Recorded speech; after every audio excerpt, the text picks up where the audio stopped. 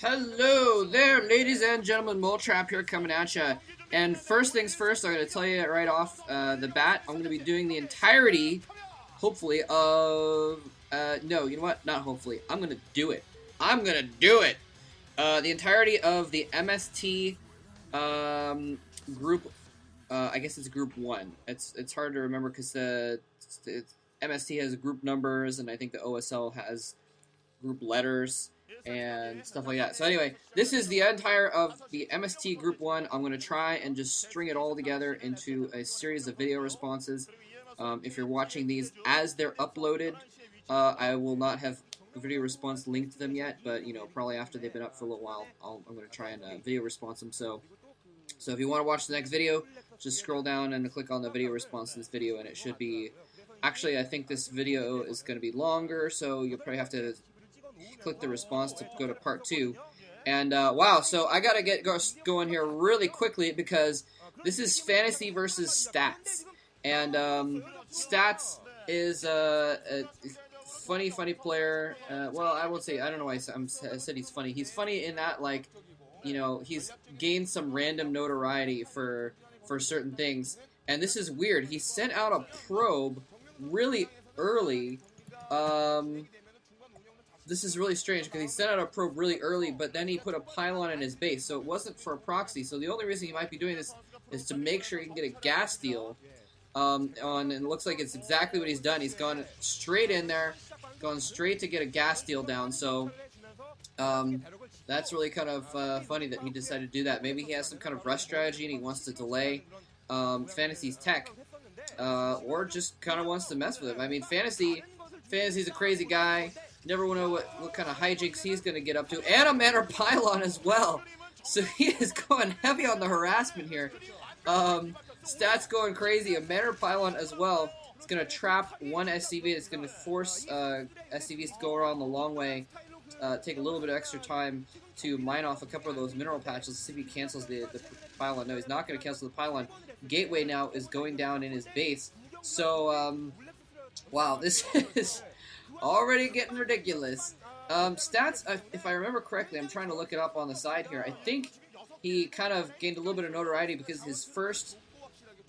he beat someone good. Maybe did he beat Bisu or something like that, I think? I'm trying to look it up over here, but he's played a lot in the minor league, so... Yeah, okay, never mind. Stats didn't do anything that interesting. But he beat someone interesting at some point, I know. I just don't remember who it was. Anyway, he's kind of an upcoming guy. He hasn't really proved himself yet. He hasn't really accomplished anything too interesting just yet. But apparently he's done decently in minor league and the minor leagues, and he almost got into OSL. Actually, it looks like he did get into the MSL. That's interesting. I'm looking on the side and looking at his record, and I'm seeing that he beat all of his MSL prelims partners. So that'll be good to see him when he gets to the MSL. Oh, wait! This is the MSL! Anyway. I actually knew that. Yeah, anyway. Stats going for some crazy sort of cheese here.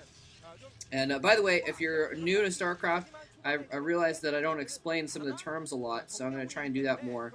Partly to get into the habit, because when StarCraft 2 comes out, hopefully there'll be more people involved in this stuff, and they won't know all the weird terms. I remember when I first started watching StarCraft, oh, pylon blocks the route of the SCV who just goes a different route.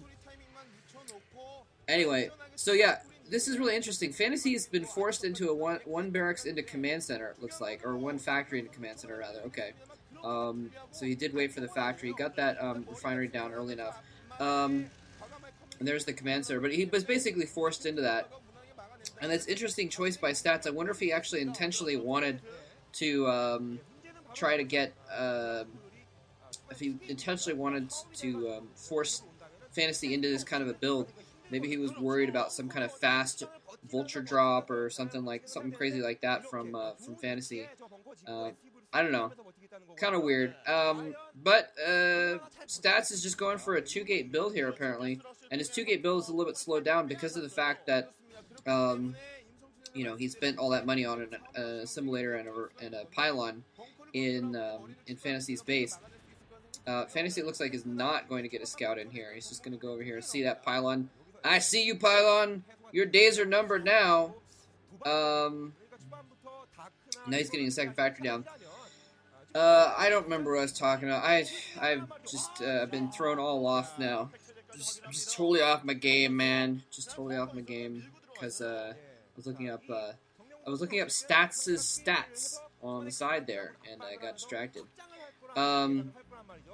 So I don't know what Stats is expecting to do here. He's going for one base strategy, and now he's getting a robo, and now he's getting expansion. It's pretty safe to get an expansion at this point, but he's going to have it down later than Fantasy.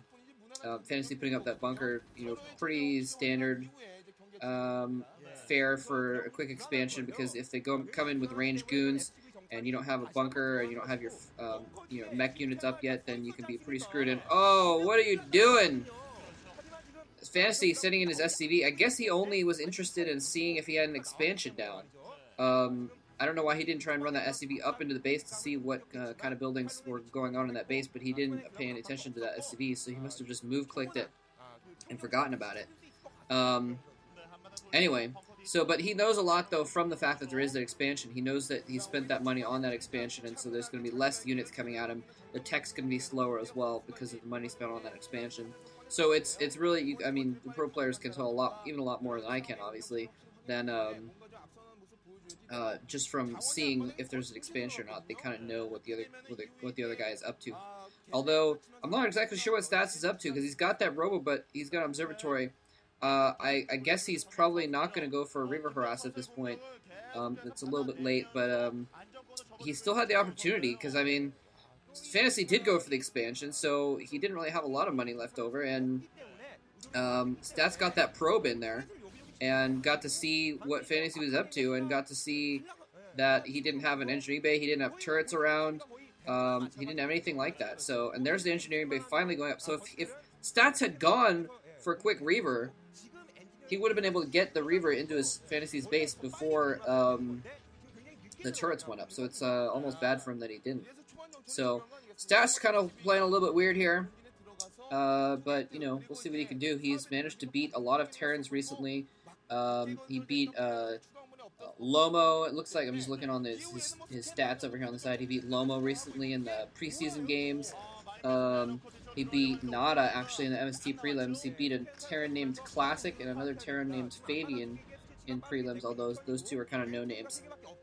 They're so no-name that they're no-names to Stats. That's how no-named they are. Anyway. Yeah, Fantasy's been playing well, though, lately, so I'm expecting him to kind of, all things considered, he got his expansion up a little bit early, and that's all Fantasy really needs, usually, to just really take an advantage. Here's Fantasy coming out with a kind of a push here. It looks like he's going to try and, is he going to be able to get it set up in time? Stats is on top of it. He's got an observer in the area. He's going to take down the mines very quickly. Fantasy has the high ground. I thought he was getting attacked from the other side, but it was just that pylon.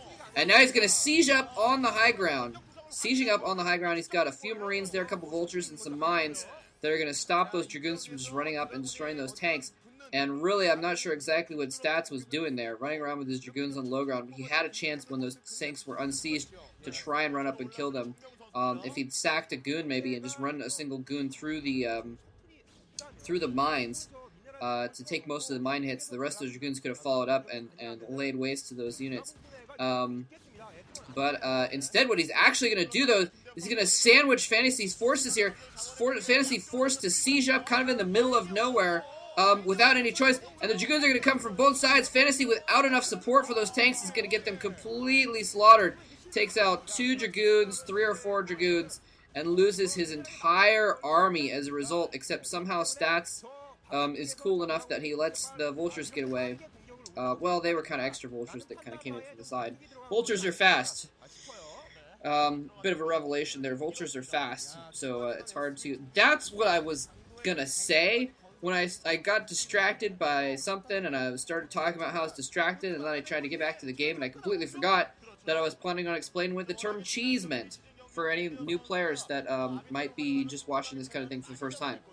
Cheese is when a player does something sort of silly, or sometimes people refer to cheese as being something that's all